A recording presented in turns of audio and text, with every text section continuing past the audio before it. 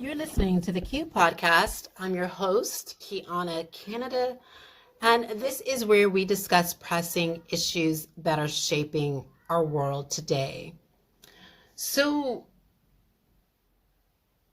in this podcast, I want to shed light on social issues and to examine injustices victims face in our society. Before we get into that, I want to say that today was a beautiful day in Belfast, and I went out. It was warmer than usual, and I went out and just enjoyed a walk and went to the library, and it was just a really nice day. But as the day progressed, it got cooler, and so it wasn't one of those Californian days, but it was a nice day for Belfast. I also want to remind you that I am currently, in an accommodation where the walls are incredibly thin. And of course, I live in a family accommodation, so there are a lot of children in this accommodation. They don't have a playground, so the hallways are usually their playground. So if you hear that in the background, understand that these walls are thin, and sometimes they're running back and forward in the hall. They are playing hide and seek, laughing and stuff like that. And it doesn't bother me, but if you hear that, just know that I don't have unfortunately the professional podcasting equipment. So there is going to be some of those disturbances in this podcast, and I really apologize that I can't edit it out. So today I want to delve into a deeply disturbing phenomenon, and it's the deprivation of justice for Black victims by authority figures with the underlying hope of radicalizing or pushing them toward extreme behavior. Now, a lot of scholars have specifically stated that there is no set definition on what radicalization and extremism is. And the United Nations tends to agree with that position.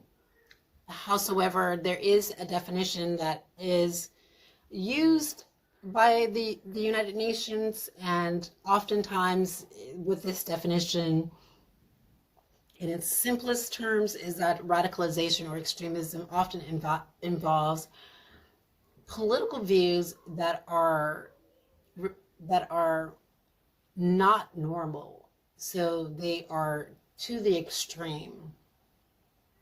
So for example, a person that is wanting to create change for their life and for their society, or maybe for their people, they may protest or take an issue through the courts, and that is normal. Howsoever, what's not normal is engaging in political violence. And political violence is, of course, as we know, what we see on television, especially in the United States, when it comes to firearm violence. In a lot of cases, that happens in schools. So that is, in its simplest term, and in its simplest form, what, of course, radicalization and extremism is. Now, before we actually go deeply into this subject, it's important to understand that the purpose of this episode is not to generalize or demonize all authority figures, but to shed light on an alarming pattern that warrants our attention and action. Now, I argue that in my state-sponsored radicalization theory that states often prime individuals for radicalization and extremism, and often how states often do this is that they specifically look for individuals who are in a transitional period in their lives, individuals who have suffered racism and discrimination, individuals who have not received justice. And ladies and gentlemen, it's important for you to understand this. A person who has often experienced racism and discrimination are trying to get access and vindicate their rights through the courts. A person who has not received justice has often been denied justice by someone in power. And therefore, individuals like this, so victims of injustice, victims of racism, victims of discrimination, victims of persecution,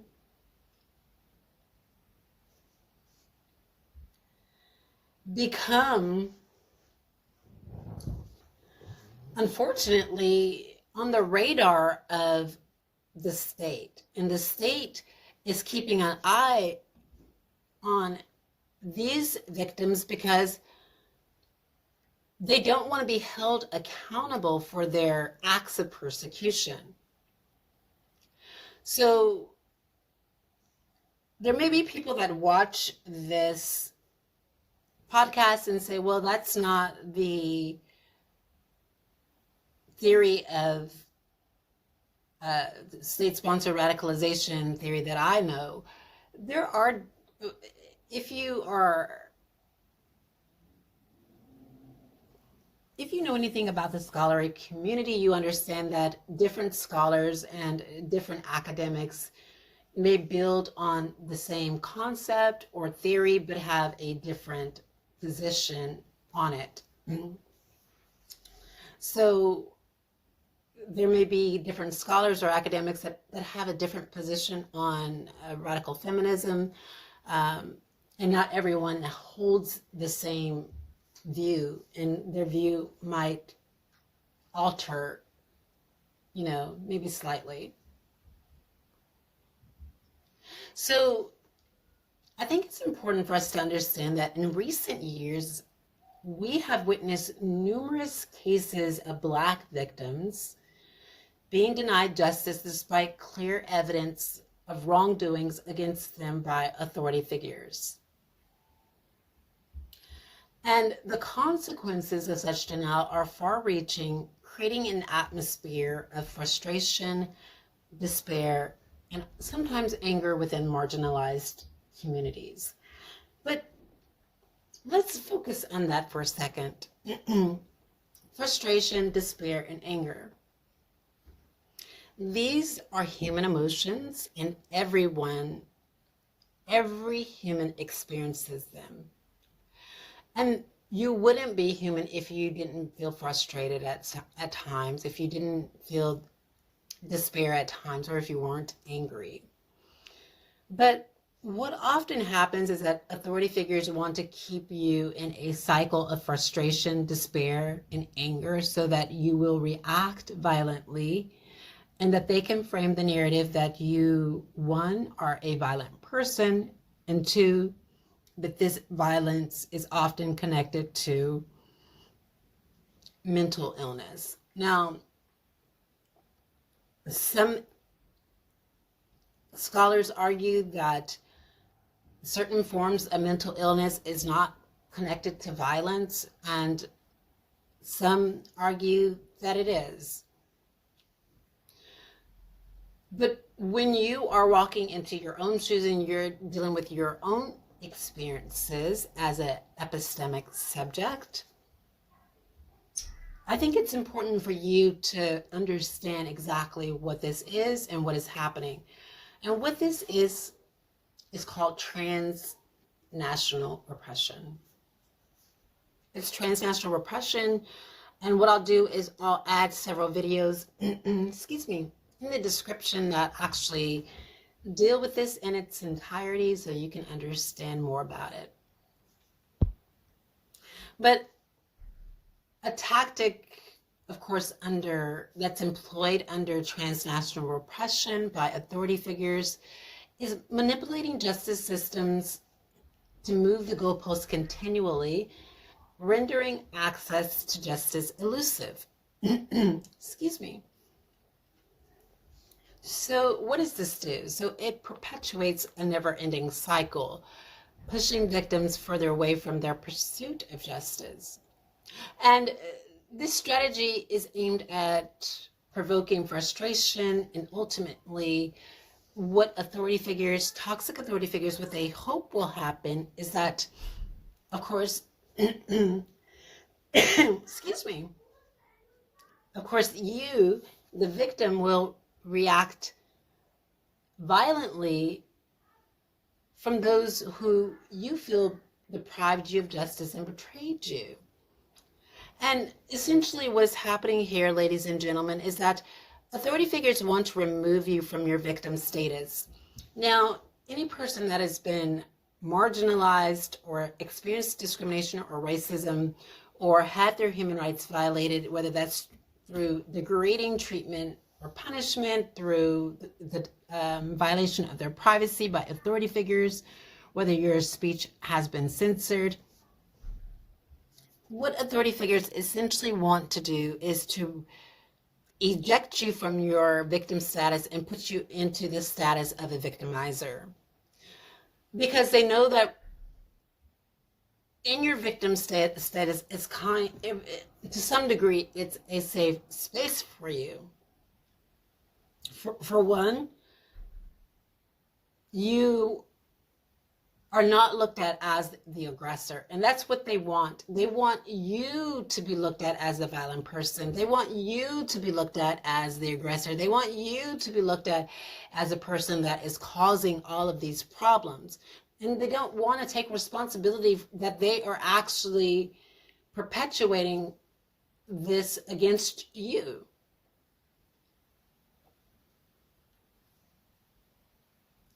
So it's important for you to remain in your victim status until they acknowledge the harm that they have done, until they made amends for the harm that they have done, and until you receive justice. And what I mean by remaining in your victim status is that they are going to try to paint you as a violent person. They are going to try and paint you as an unstable person. They are going to try and paint you as all these bad things because they want to always carry the torch of victimization. They always want to carry the baton of victimization. And they don't want to pass that baton to anybody else.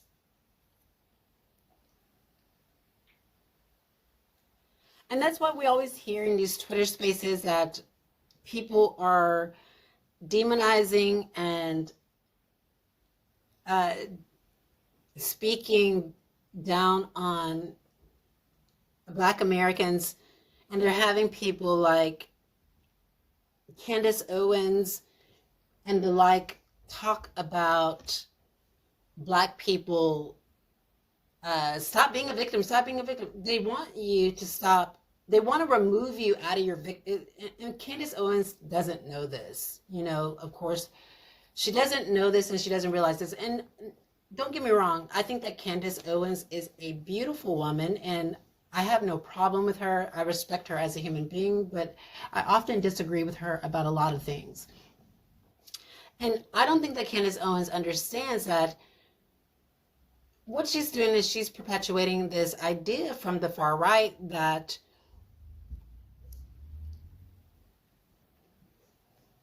Black Americans are always complaining about being victims.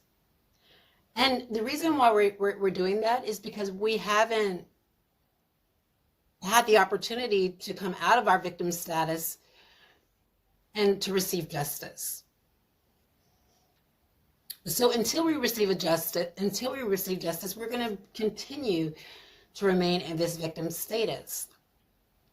And until toxic authority figures stop oppressing us, we will continue to remain in a victim status. And it's only when they stop oppressing us will we not talk about being victimized. It's only when they acknowledge that they victimize us will we, move forward. And it's important not to move forward because what they want you to do is They want you to forget about your victimization so they can continue to do it maybe to you and to other people. It's an ongoing cycle. So it's important to remain steadfast in your victim status until you get justice. Now, we do know that toxic authority figures will continuously shift the parameters of justice. And as I said, they want to divert attention from addressing the core issues at hand, is that they caused you this harm. And what this allows them to do is to maintain control. And it also perpetuates this vicious cycle that sows discord between communities and those in power.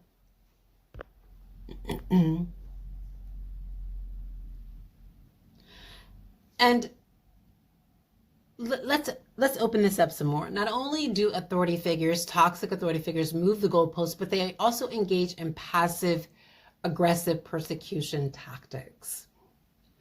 And what they're attempting to convey to you is that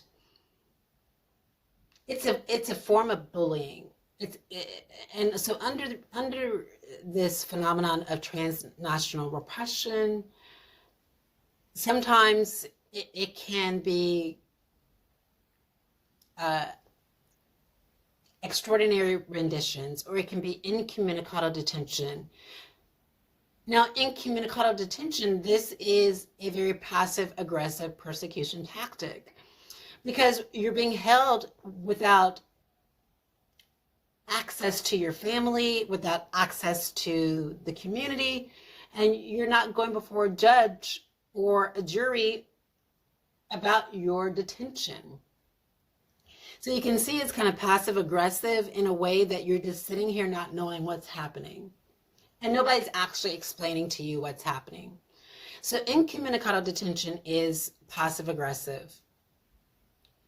Extraordinary renditions are often aggressive in nature.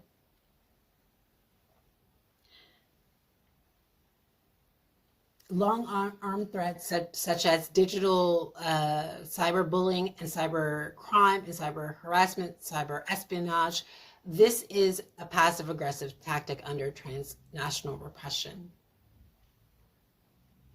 Unalivement, coercive interrogations are considered aggressive tactics. Enforced disappearances, this is considered an aggressive tactic because you are apprehended probably on the streets, and it becomes clear to you, and this is forcefully done, so it becomes clear to you that you're coming face to face with state agents. So these are just kind of passive and passive aggressive and aggressive persecution tactics that authority figures will use. Excuse me. And by engaging in these practices, these toxic authority figures attempt to convey that the message that little to nothing is being done or can be done, and they want to cast out and discourage you from seeking justice from established channels. And there's a hope that they really hope that you will react in a way that fits their narrative that you are violent and aggressive. And ladies and gentlemen, if you're going through this, if you're going through transnational repression, or if you're being bullied by authority figures, or if you're being bullied in your workplace, please, and you are Black, please understand that you do have a right to be frustrated. You have a right to be angry that you are experiencing this, but do not collapse in front of them. And what do I mean by that? So when I was in the Republic of Ireland at the Kinsale Road Accommodation Center, there was a Black South African woman who one day we were speaking. We often spoke in the social room. And one day she was just feeling, I think drained and tired because she was singing, I believe, that morning. So, she just, her voice was feeling drained from singing. And, excuse me, and she said that she wanted to go lay down. And there were some women that she didn't really connect to that were in the social room that she kind of had some run-ins with. And she said, I want to go ahead and, get some rest before I don't want to collapse in front of my enemies. And I thought that was so funny and clever and witty. And I've never heard that saying before, like, let me remove myself from this because I don't want to collapse in front of my enemies. So essentially, this is what you must not do. It's okay to buckle in front of your enemies, because sometimes when you buckle, your enemy, and what I mean by enemy, I mean state agents of persecution. State agents of persecution will come before you, and you will see exactly who is engaging in your mistreatment, but never collapse in front of state agents of persecution. It's what they want. They want you to, in the words of Anna Kasparian, they want you to feel deflated and be deflated, and don't allow this to happen. Never let them get the best of you, and never let them see you sweat, which is an old saying. Sometimes we do, though. We get emotional, we cry, sometimes we just are frustrated. And this is part of the process of being a human, right? Humans have emotions. We're going to cry. We're going to feel that it is, sometimes we're going to feel let down, but always dust yourself off and get back up. Dust yourself off and get back up.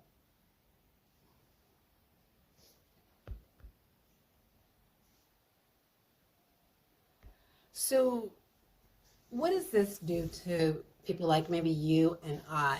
I think that the systematic deprivation of justice for Black victims is a deliberate tactic employed to maintain the status quo, perpetuating a cycle of control, oppression, and frustration.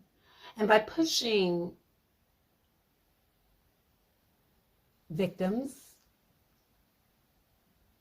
to the brink through provocation and denial, authority figures attempt to divert attention from their own culpability and disrupt any progress towards achieving true justice. Of course, that's what they want to do.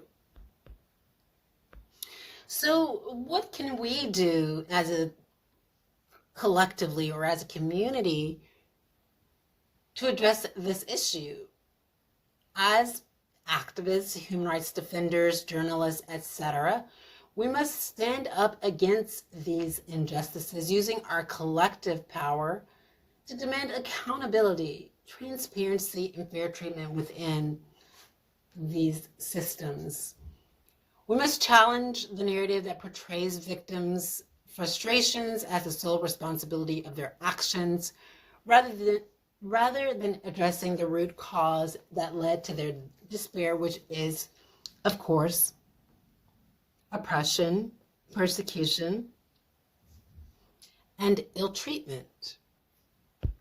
So I think that together we can raise awareness and provoke change through peaceful means, creating an environment that fosters justice and equality for all.